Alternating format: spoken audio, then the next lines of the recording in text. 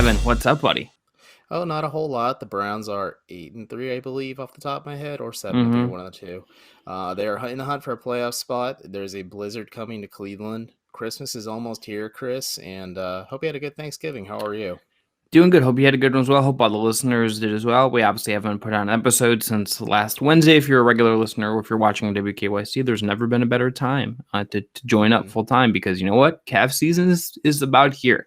And we're headed into the thick of it in a lot of ways. And the Cavs actually were busy over the holiday break. They made a trade that was pretty minor. The Cavs acquired forward Rayjon Tucker from the Jazz, but they also got a 2027 second round pick. They sent cash back to Utah, and the Cavs waived Tucker, who's a 6'5 forward. Took old friend Jeff Green's roster spot when Jeff Green was waived by the Jazz last year. The Jazz did it to create some roster flexibility. The Cavs are basically just facilitate that. And Evan, Mm-hmm. I think this continues to be smart. I think if you look at this in conjunction with the Cavs getting the Lakers 2026 pick and then getting this, you're getting picks that are farther out that have a better chance for these teams that are now good, potentially becoming worse than being higher second round picks and either becoming more valuable and giving you a better chance to get a better player in Mm-hmm. 2026 or 2027 when players born in like the early Middle aughts schoolers are going to be. now. Yeah, which is very concerning. I'll be very old by then. I'm already Oh, very old with goodness. my peppermint tea and my sweaters and things. But when you look at this, it's just smart asset building. Like in like whether Mm-hmm. it's Kobe Altman or whether hopefully for his sake, like Dan doesn't get the it should just like let him go for whatever reason. Like this is just good asset management from the Cavs front office. No, it absolutely is, and something I've kind of thought about this. The Cavs have a really good working relationship with the Utah Jazz at this point too. They obviously made the huge trade to obtain George Hill and Rodney Hood back when Kobe Altman blew up the roster when he realized Isaiah Thomas, Dwayne Wade, Jay Crowder, and company weren't working. So that was a good trade to start with. They ended up flipping Kyle Korver to Utah to get Alec Burks and a couple second round picks, and then some of those second round picks became Kevin Porter Jr. So there's obviously a huge value, like you said, and Kobe gambling towards the future of hoping that Lakers second rounder is going to be more valuable. I think that Utah second rounder will be more valuable because I don't know how good this Jazz team can be. Sorry to founder and owner of the network, David Locke. His hat and logo are behind me right here.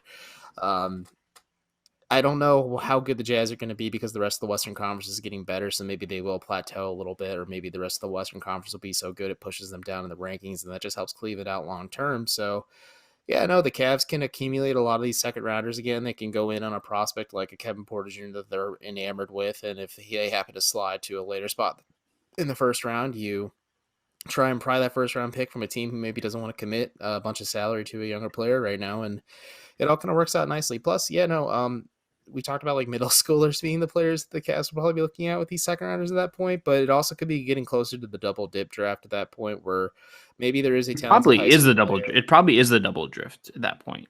I'd It, imagine. it yeah, it probably is, but at that point, also maybe there is a high schooler that fell through the cracks that the Cavs can scoop up and then trying to sign it to a two-way contract so that they can have flexibility between going up to Cleveland and going down to Canton, and spending a lot of the time just growing and developing in Cleveland's system in-house in Canton instead of what the NBA is trying to do right now with, I believe it's the Fire or whatever the term is, but for the new The G team, League, the G League Ignite team, yeah, which has like Amir there we go. Johnson and like a mix of vets, and then like guys that are probably going to be top 10 picks next year. Yeah.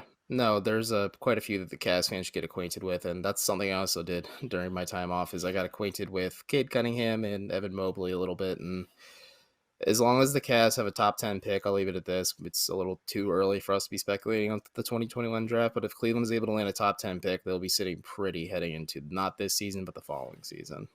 You know, Evan, I did see someone over the weekend tweet like a high school like highlight and breakdown of like a freshman in high school, and I about like hit my head on the wall because I was like, we need to That's a chill. little We got to much. chill. Yeah. And obviously like some of that's like the Instagram-y thing nature and all whatever. Yeah. But I think the other thing that I think is worth talking about here is that even if like the Cavs, like they could theoretically not make these picks because they're a team that if you go back to the Chris Grant end of that era, current Spurs scout Chris Grant, the Cavs in the year when they signed Jarrett Jack, Andrew Bynum, and Earl Clark. They basically used like second round picks to like grease the wheels on those trades to get off of those guys. Like once it was very clear that that was not going to work. So they have, and then LeBron comes in, and then you're churning through picks because like you're trying to just make any kind of improvement and tweak you can to the roster with any kind of asset you have. And it wasn't like it wasn't like a stocked cupboard of assets at that point by any stretch of imagination. And now you're continuing to replenish. You're having an overflow, and it allows you to work from a position of strength. So like if, let's say the Cavs are interested in a player, and it's a player that is popular on the trade market for whatever reason, and they feel like it's a guy that would really help them in whatever way they're kind of focused on at that moment, you get these extra picks in there. This is just extra like stuff you can use to grease the wheels of trades and maybe outbid other teams in an effort to get the kind of trade you want to make. And obviously, like, you also have extra picks. It means you're not like totally depleting your draft capital to do this. Like, it's just good, solid thing. And it's too early to like think about the what that class is going to look like. Like, what steal could they get at the top of the second round of the 2026 draft? Like, I'm definitely not willing to like speculate on that because that's just insane. But it's just, I think this just continues to be like smart asset management from Kobe Altman. And I think it's also just a sign of a broader offseason, a broader roster building the last couple of years where the Cavs are looking more ahead, and we'll see if they can sustain this. It's one of the big questions I have about where this team is going is, can they sustain this sort of more forward looking roster building? But if this is a sign they're willing to do it, and that's a sign of like a good team, because even the good teams will do this. Even the good teams will still kind of look forward a little bit and kind of keep things an eye in the future as much as they're in the moment now trying to be good now. I think the Cavs want to be more competitive this year, but I think as of yet, maybe something changes. It's totally in the realm of possibility. They could very well like they're not smashing the gas and going like 100 miles an hour on the highway yet. They're like in the right lane, going 60, and they're going at the appropriate speed and not like risking harm to the roster. Are they going the appropriate speed while wearing a nice warm sweater, sipping their peppermint tea, and thinking like? Well, they're not. They're two hands on the wheel. Seatbelt is on. 10, Music is at an appropriate volume. Appropriate volume. The phone is like out of reach. They can't grab it and text and hop on Twitter real quick. Like they're just focused on driving. They're being safe. That means they haven't seen Twitter's reaction to their City Edition uniforms that I teased a couple episodes ago on here. They're bad. Details about. Yeah, they're not great. They're bad. They're bad. Okay. They're bad. They're really bad. They're one of the worst of this round of City Edition jerseys. Like the Hornets ones are great. The Grizzlies ones are great. The Spurs ones are great. The Suns ones I think are pretty dang good. The Cavs ones are trash. Cavs ones are absolute trash. Yeah, they are. But so yeah, no, they're looking ahead of the future because I think a new full blown rebrand is a necessary sacrifice the Cavs need to make, and realize that maybe giving Nike full creative control of your branding isn't probably the best idea because they didn't have a good track record with the NFL, and it looks like they're not having a good track record in the NBA right now. Or European soccer too, I would add too. Like there was times where like you would see like a practice kit for a team become like the template for like a club's like main home kit the next year. And it was just like very weird. It was just very, very weird. And they've had successes, like the Nigeria World Cup kits from a couple years ago were great. There's a really good Norwegian international kit right now that's like patterned after like a fjord. It's really cool, but there's not like, it's like they have these couple great moments of inspiration where it's like designers are coming in and doing work that is like they're like, I listened to an interview with the guy who did the help with the Nigeria kits, and he'd end up doing the crest for the new NWSL team in Louisville. And is it Louisville or Louis? It's Louisville. I'm saying that correctly, right? Like I don't want to get canceled by the great people. Pod Haley O'Shaughnessy once told us it's Louisville. Okay, I want to make sure. Still has the best joke in the history of Locked On Cavs. Her joke about Sexton. Mm-hmm. Yes, no, she was a great guest. Haley, if you happen to be listening, you're free to come on anytime. Even though she's a colleague of who I know. That's weird. But there are successes, and then there are like these really crap jerseys. And the Cavs, I think, like are like, I mean, maybe this like the guy that Grant Gilbert brought in, the 23-year-old head of brand management, Grant Gilbert brought in, can design a cool new artsy jersey. And I'm a little skeptical of like the broader impact of like art and sports like being more than like a really good talking point. But we'll see if they could get something cool. I think they should have just kept the 90s jerseys, and maybe that wasn't an option. I don't think it was, but I think those were much better than what we have here. Maybe the 90s jerseys are the modern colorway, but hey, graphic design is Grant Gilbert's passion, allegedly. But Chris, you know what can help Grant and their new forefront into reshaping the Cavs brand for now and for the future? Our friends at Uh, Built Bar. yeah, why don't you tell them about it, Evan? Or should Well, I? everyone, no, I'll tell them. Built Bar, Okay. as everyone knows, is the best tasting protein bar ever. The improved Built Bar is even delicious-er. It comes in 18 amazing flavors, including 6 new flavors for season 2, including caramel brownie, cookies and cream, cherry barcia, lemon almond cheesecake, carrot cake, and apple almond crisp. But there's always the 12 classics, including coconut almond, raspberry, peanut butter, banana bread, mint brownie, German chocolate, salted caramel, double chocolate orange, toffee almond coconut, and peanut butter brownie. The bars are covered in 100% chocolate and they're soft and easy to chew, and they're not gummy at all, which is a huge thing. Built bars are healthy and they're great for the health conscious guy or gal. They help you lose or maintain weight while indulging in a delicious treat. The bars are low calorie, low sugar, high protein, high fiber, and great for those on a ketogenic diet. One of my favorite flavors is peanut butter. It has 19 grams of protein, 180 calories, 5 grams of sugar, and 5 grams of net carbs. And some of the newcomers, and I love a good pun, so I love this one even more, cherry barcia is a huge favorite in my house. It has 17 grams of protein, 130 calories, 4 grams of sugar, and 4 grams of net carbs. So, if you're interested at this point in Built Bar, you check them out today at builtbar.com and use promo code locked on, and you'll get 20% off your next order. And if you also get a free cooler with purchase while supplies last. Again, use promo code locked on at builtbar.com for 20% off your order. Let's go enjoy some Built Bars.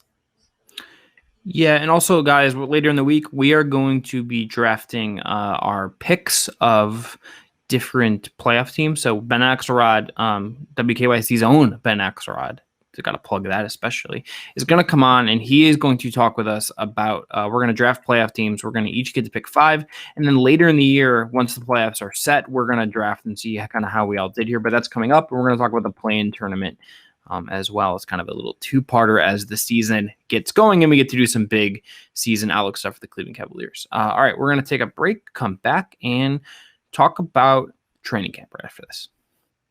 All right, we're back here. Chris Manning, Evan Damrell. Evan, let's talk about training camp. So, what are some things you are looking at? What are some of the, we will cover more of these guys in detail. We'll cover players, I think, in detail, do some player previews and things. So aside from like individual guys, what are some things you're looking forward to figuring out as training camp gets going? Well, one thing I'm looking forward to is this episode is dropping on Monday, November 30th, which is the last day of the month. Training camp starts the next day on December 1st, and one, that's really hard to think, but two, the Cavs also play not meaningful, but they will have their first actual NBA action on December 12th against the Indiana Pacers at home, which is hard to think will be 12 months removed from the Cavs. So I'm looking forward to that. But during training camp, actually totally forgot that happened, to be honest with you. We should have mentioned it at the top, but I apologize because that just was erased from my brain somehow. It's okay. It's been a long holiday weekend. Before you and I are starting recording, I'm going to show you how the sausage is made a little bit. I have been off for 5 days for this holiday, Wednesday through Sunday, and I got a bad case of the Sunday scaries, folks. So if you're feeling it today, don't worry, I'm with you. But Yes. no, I'm excited to see that the Pacers are a good team for the Cavs to play in the preseason, and I am interested to see what kind of defense JB Bickerstaff and his staff are going to implement. The Cavs aren't a good defensive team, and they didn't really. I mean, bringing back Dellavedova, he is a good positional defender to an extent, but he's not a world breaker. Isaac Okoro is a step in the right direction, but he's not going to fix the entire defense. Kevin Love is a net negative. Colin Sexton and Darius Garland together are a net negative, and individually, they're also bad defensively. Kevin Porter has shown potential, but he's not good defensively. Jetty Osman is an okay defender. Larry Nance Jr. is going to be super overtaxed while waiting for Isaac Okoro to adjust to an NBA defense and defending NBA offenses. So I'm interested to see what kind of defensive schemes JB is willing to integrate with this Cavs team. I don't think it's going to be great at first. I know during the bubble mini camp, he talked about maybe saying like top 10 is unrealistic for this team, but they're going to strive to be in the mid to upper 20s, maybe in the lower teens in terms of ranking defensively. I could see that happening at the beginning of the end of the year, but towards the beginning, I think we're going to see a lot of growing pains for this Cavalier squad because this will be the first training camp that JB Bickerstaff actually gets to really put his fingerprints on the roster, both offensively and defensively. What are you looking forward to?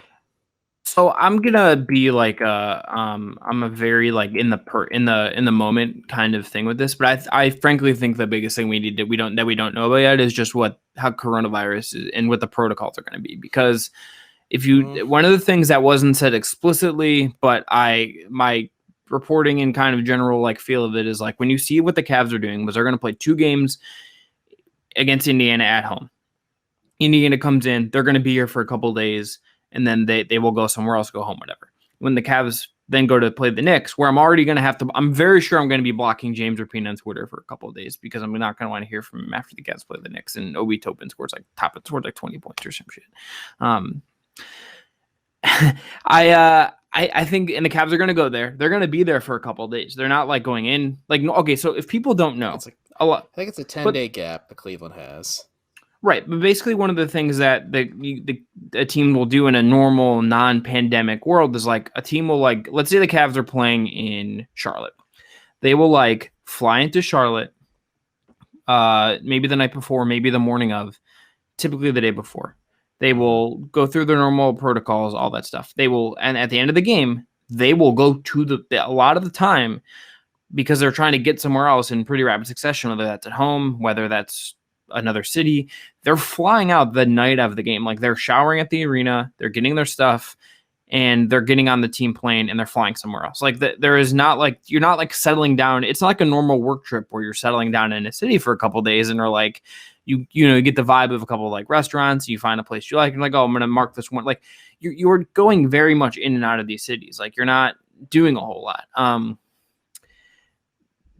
COVID changes that, and I also just don't think we know of like what like the protocols are going to be. And like obviously, I don't think like there's obviously league-wide protocols. There's obviously been instances, and if you want to look at the NFL as a direct comparison of like what happened with the Broncos in terms of their whole quarterback situation, what happened with the Titans earlier this year in terms of the practices that were held at a high school. The Browns missing almost 30 players at this point because of COVID. I don't know how they're going to play Pittsburgh on Tuesday. Well, the Ravens. Yeah, you mean the Ravens, not the Browns. Oh, the zombie Browns. Yes. Good job. Went over my head. But like you're having all these issues, and I think it's every individual team is going to have a responsibility to themselves and each other to like, it's not the bubble. You're going to have people probably get sick. It's just the reality of the country we're living in right now. Mm-hmm. And you're going to have guys miss games, but it's about like minimizing your risk. And it's about like how serious you're going to take it. I think that's got to be a major line of questioning for the players, for JB, for Kobe at Media Day. And I think if you're JB Bickerstaff, one of the biggest jobs you have as a coach this year is getting your guys to take this seriously and understand that like you need to be careful. You need to minimize your risk. You need to follow these protocols because if we want to get through the season and you want to play as many games as possible, you need to like take this seriously because it is still very much in our lives. And I just think there's so little we know about this right now. And I think that again, like I don't think when we've talked about the NBA coming back, I think one of the things we haven't talked about enough, whether it's us, whether it's other podcasts, whether it's fans on Twitter or whatever, COVID is just going to be part of this season. They built the schedule as such. In terms of the number of days teams are going to be in cities, in terms of like not even releasing the full second half of the schedule because of delayed games and things are going to have to reschedule. Like this is just going to be a part of the season that is unfortunately going to be part of the story of the 2021 season. And I just think I have so many questions about it that there's a lot to unpack. And I think like the other stuff's going to be a lot of fun. This is just going to be such a big thing for me. Well, it might be a bit of a morbid question, but maybe a little bit more of a fun and lighter note. But as we wrap up this segment, which Cavs player do you think is going to be the first one to break protocol? My money's on Andre Drummond. I don't want to. I will do this. I'm not going to make this in this. Come on. It's probably Dre. But it's like if I'm like a teammate here, here's the thing. Like Larry Nance obviously has been like very talking about playing. He's been talking about wanting to come back and play for a while. He wanted to go to the bubble. But we talked to Larry about this. He has talked about this publicly on Twitter. He has a pre-existing condition that makes him like more at risk for coronavirus. Mm-hmm. Well, he has Crohn's disease. Right. And if he's talking and he's like wear a mask, all that stuff. If he's putting like if someone in the locker room gets it and potentially exposes him, like I would be really pissed. And like I can't speak to that. Like Larry would be like as petty as I might be, or like as like long term like angry at that person as I might be, because I'm not saying I'm vindictive. I'm just saying like that would really piss me off. Like that is Mm. just going to be such a serious thing. And there's like some of the dynamics of this in the NFL. I don't feel like we know very much about how that's really worked. You know what I mean? I Well, just don't feel. think about I that's feel a like there's good just a lot we part don't of know it about it. with how Clevenger handled the whole situation with Oh yes, yeah, the whole Clevenger situation was just a huge mess in the fact that the Indians had a player with leukemia who beat leukemia on their roster, and just kind of like acted like it wasn't a big deal, and acted like the media was the enemy of the people for yeah. being critical of him. The Zach Plesac video remains just one of like the dumbest things an athlete has ever like dumbest things an athlete I've ever heard an athlete say.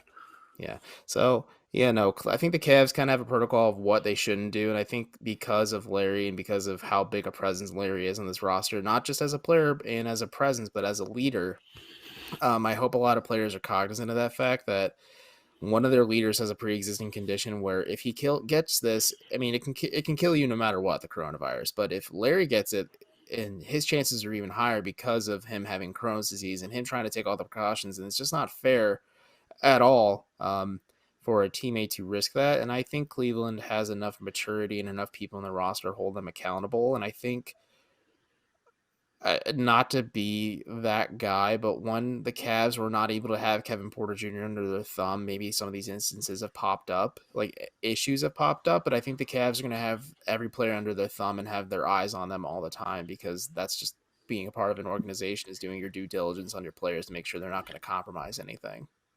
Yeah, two final points to this. Number one, and if you want to look at someone like Andre Drummond, contract year, like the worst thing he could do for his potential ability to get a big new contract, whether it's from the Cavs or from one of the other 29 teams in the league, is like to miss a section of games because of COVID and to play into like fair, or I think in a lot of cases, probably like even in my case, like unfair in terms of like what people think of him. Like you need to that's just going to hurt your value if you like miss a bunch of time and come across looking like a jerk and are found to do something stupid, because there's always like a level of information about some of the stuff that like we don't like, even like Woj or someone doesn't get, and that you can find it like poking around sometimes, but there's always a little more gossip out there than even kind of hits writing. And number two, I think if you want to look at I wonder, because they collabed as front office members and coaches on social justice issues. I would really wonder if like JB Bickerstaff has like talked to like Kevin Stefanski and Bron's leadership, and if Kobe has talked to like Andrew Barry, because I can't really speak to Andrew Barry, but if you want to look at the Browns, like they've obviously had guys that have gotten it. They've obviously had like Myles Garrett has it, and he's the best player on the team, and they've had other guys get it. And I think pretty much every team has had guys get it. But if you want to look at like a team, an organization that seems to be like taking it seriously and is like handling it as like calmly as you can, like I think Stefanski is like a pretty good example of just a guy that is like handling it this as well as you possibly can as a head coach.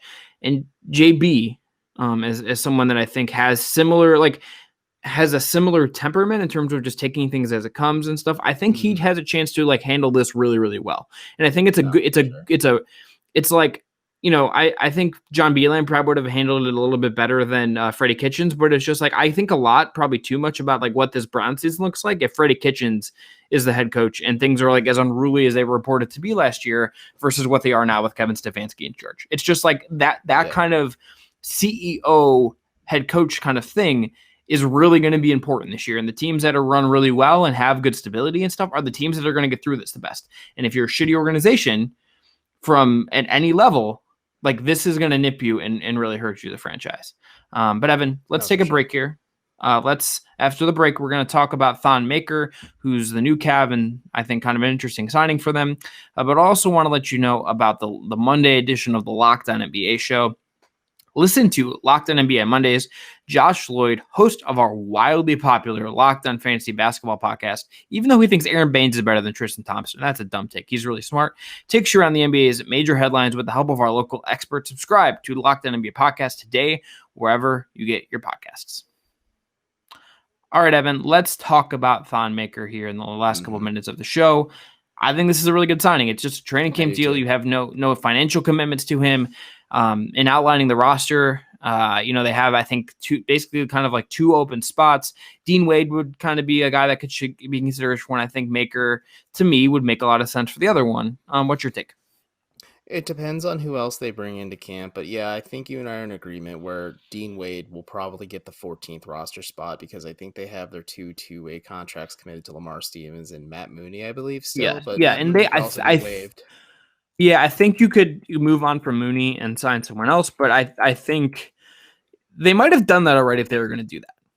Yeah, they would have probably already done that at this point because they want to get players in a quarantine-like situation so that they're ready to operate under the bubble, because players like Matt Mooney and players on the Canton Charge will be at training camp with the Cavs because they need bodies to practice with as well besides themselves. So yeah, no, if push comes to shove, maybe at the end of camp, the Cavs waive Matt Mooney and commit that two-way contract to Dean Wade and they keep an open roster spot. But I definitely think that Thon Maker really does have a sneaky good shot of making this Cavs team. We were texting about this a little bit before, just kind of going over our notes and just some quick ideas of talking points we wanted to make. I like Thon Maker as a player. I don't think he really has the potential of what people thought the Milwaukee Bucks thought he could be when they drafted him. I believe 10th overall back when he was drafted, and like that's not going to be the points. And there's a lot of fidelity on how old he actually is. He might be a lot older as a player, as he may not be 23 like he's actually listed. But that's nothing for me to speculate on. And I'm also not like a birth certificate truther like people in the White House. But no, I like Thon Maker as a player because he can block shots. He can shoot. He's the archetype of a modern three, but he's a good modern reserve three because he can hit threes. He can block shots. He can rebound enough. He will probably do enough that he will not harm you offensively. I think he'll do more to help you defensively. And this is another smart signing by the Cavs that I think has a good shot of making this roster. It's a defensive caliber player. Like, Isaac Okoro was the start. Then you look at Lamar Stevens. He's a Penn State, the player from Penn State. He was a defensive player. Damian Dotson has good potential defensively. I don't know how much he'll play, but it could be sparingly. But like Thon Maker also makes a lot of sense for this Cavs roster. And I would not be surprised if he gets the 14th or 15th spot on this roster. It could probably be for a minimum deal at this point. And then, I mean, it's like a low risk, high reward type situation for the Cavs because if you believe how old he actually is, he fits in beautifully with his team's timeline. And there is something poetic to have Thon Maker backing up Andre Drummond again if something does happen to JaVale McGee. Plus, Thon can play a little bit of the 4 as well, which helps Larry Nance a bit too. So you're not, because he's going to be playing 3 through 5 this year, and he might need to get him a little extra support on some position. Yeah, so Maker obviously also friends with Giannis, so it's just really this is all just Giannis coming in 2021. Dimitri, so if you're listening right now, this is all a master plan to get your boy Giannis to Cleveland. Yeah, just bring the Greek to Cleveland and just be a raucous arena every single night. Okay, so Evan, here's the Cavs roster right now. This I how I classified it instead of like small point guard, shooting guard. Blah, blah, blah. So I have guards as Sexton, Garland, Delly. You could probably put X in there. I have him as a wing, but the wings. I kind of think of him in just terms of secondary creation as a wing. Whatever. He's classified as a wing by cleaning the glass, so take it. So Okoro, I'll put him as a guard. So you have the 4 guards, and your wings would be Okoro, Osman, KPJ, Windler, Dotson. And then your bigs are Love, Drummond, Nance, McGee. Barring injury, I think you have enough depth and kind of like Exum's ability to kind of fluctuate between those two things. And Nance's ability to do that a little bit as well. Although, like, I think like thinking of him as a 3 is dumb because he's not going to chase around shooters. Like, he's only going to defend sort of like your bigger, bulkier 3s. Like, it would be a real waste of Larry Nance to like be like, hey, can you just go chase around Duncan Robinson for like the next couple of possessions? Like, that would just be like dumb and not really a good. I don't even know how he would do it that, frankly, because I think Larry's like quick, but he's not like fast, that would just be weird to see, but who knows? Maybe he's quick, but he doesn't possess the lateral quickness of a traditional 3. Yeah, and he's not gonna like just move as like just like rapidly as like some of the guys you would need to track down, chase around like really good shooters. Like him chasing around like a guy. Okay, that's in the weeds. We're gonna stop that. But so you have some versatility baked in. I think if I'm looking to reinforce any area, it's like probably just up front with Wade is kind of like your like. How do I say this nicely? Like, he's an exploratory project for the front office organization to get dollar store Kevin Love. That's not even it. Kevin Love, because if you look at Dean Wade's headshot, he's got that real bad Mennonite beard going. Yeah, he does. But so you have him kind of being like your 4 pick and pop kind of 4 type. And then you probably need a backup for Drummond in case like you move from him, and really McGee too, because McGee's a little bit older. Like, are you going to play these guys if they pick up little injuries? Like, are you going to want to push them through some of that stuff in this season? Like, I just think like that's probably where you want to reinforce your roster, because I think you have enough pieces elsewhere. Like at the wing, even if you like X him in there, like, okay, that's even another body. But if you want to look at just like the wings aside from him, you're going to play Okoro with Ton, obviously. Jetty was a starter last year, and I think is like a good NBA player, even if he's like overmatched from what they've asked him to do. Everything aside off the court, like KPJ still has a lot of upside. Windler, like they talk about very highly, and I think his gravity is going to be a really interesting thing with him this year. And then you look at Dotson, like he has some intrigue about him as an on-court player in terms of a movement and a shooter guy. So like you have enough bodies there already that like you maybe aren't even playing all of those guys every night anyway. Like that's like a thing. So I look at it up front and I think it's like, okay, Dean Wade should be the favorite to get roster spot 14, 15. If Thon Maker comes in and looks really, really good in camp and looks really good if he gets to play in the preseason, he's probably the favorite to me over Bolden, but Bolden has been around the roster a little bit, maybe like can just be like a more traditional 5 in some extent, but Maker has been around a little bit, former top 10 pick. All that stuff. But I think that's to me where I'm reinforcing the roster. Like I have much more interest in seeing those two guys. Let's say it's like Maker and Dean Wade on the roster versus like Levi Randolph or someone like that.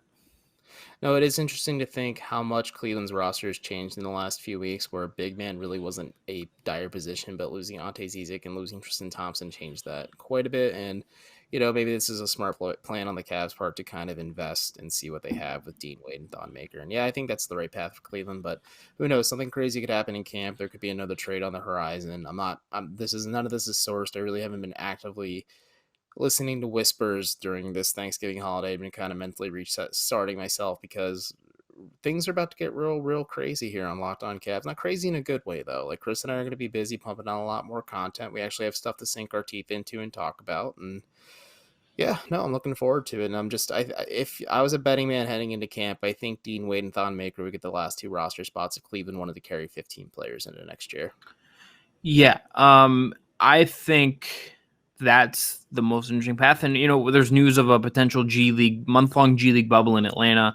We'll see if that kind of comes to fruition in a more meaningful way, but that's also a way that if the Cavs, Lamar Stevens, Charles Matthews, the former Michigan prospect, Bolden, Mooney, those are all guys that like, even if like I think the way 2 ways are going to work this year, it's been reported out that like they're just going to be like around all the time. You can play them when you need to, because I think they're just expecting that them and other guys, if you wanted to put them there, we'll see. And look, we don't know if the Cavs are going to do that. I would just say that like Dan Gilbert has the money to send the kid in charge to Atlanta and spend the $500,000 if he wants to. We'll see if they do it. We don't know yet. But I think he is one of the owners in the league that very much could foot that bill. No problem. Evan, any final thoughts? We're gonna do player previews. We're gonna do positional previews. We're gonna get to break down games here in a short amount of time, which is wild to think about. And I'm gonna have to watch a game and like take some notes and like kind of get back in the flow because I haven't done it in a while for basketball. But Evan, any final thoughts as we get out of here? Well, looking ahead to this week, we will talk a little bit more about this G League bubble tournament situation in Atlanta with a good friend of the pod, Ty Windish. It's been a while since we've had Ty on, and covering more branches, extending more branches to the Blue Wire Network folks. But no, any thoughts as we wrap up? No, I'm just excited to have the Cavs back. Tuesday will be a fun day. It's kind of going to be like Christmas, fitting because it's December, but just as always, I hope everyone's staying safe and having a good time out there. Hopefully they had a good holiday. I did for sure. And I'm ready to hit the ground running and just really be excited and probably be frustrated again by the Cavs soon. Yeah. Wear a mask out there. People stay safe. Cavs basketball is going to be back soon. And you know what? We're going to be navigating all this together. But if you're listening here on WKYC or watching on WKYC, thanks again for tuning in. And if you're listening wherever you listen to podcasts, thanks again for tuning in as well. But for myself, for Evan, this has been Locked On Cavs, and we'll talk to y'all soon.